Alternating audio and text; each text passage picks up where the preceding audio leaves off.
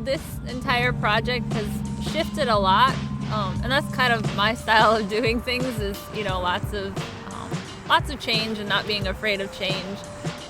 The initial idea was basically to do a mural about dragonflies at first. Well, I'd heard Vern Northrup, who's a member of the Fond du Lac Reservation.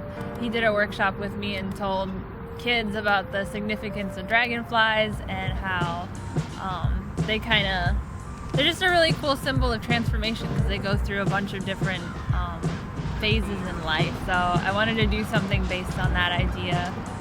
So I got a grant from the Arrowhead Regional Arts Council in 2019. I got another grant from the St. Paul and Minnesota Foundation in partnership with McKnight and the American Indian Community Housing Organization, or ACO, in Duluth.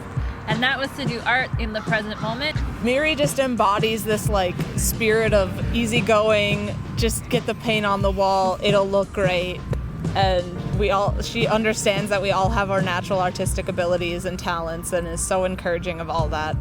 Heather and I here have been working kind of as the lackeys / occasional design assistants for this project. And it's been really cool to be a part of something, not just an art project during the pandemic, but something that is publicly available and outdoors. So one of the main reasons that Miri asked me onto this project was to create some Ojibwe florals.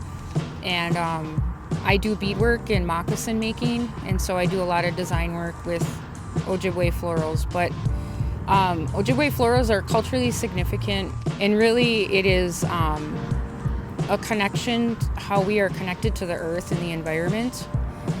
So one of the main focuses on the mural is the hand with the tobacco in it, and that's one of our first teachings and our first stories is about offering tobacco.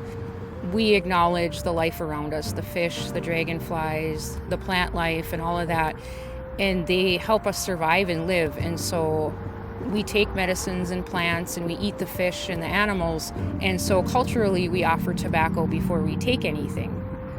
Another idea behind a lot of the public art that I've been working on is just this idea of Indigenous representation and being able to have accessible stories. There's a scarcity mentality, I feel like, in our region that if you talk about, a minority group's stories, then that takes away from the main narrative, and people get really anxious when they see, Native people or Black people or anyone that's not, the mainstream white Duluthian, in the focus.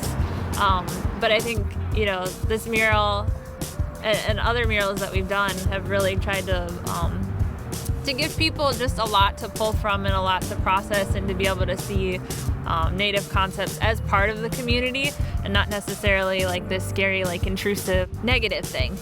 But to be able to show that we make beautiful things and have beautiful stories and symbolism to share, it shows that those things can coexist, and it doesn't detract from the mainstream narrative. It actually adds to it.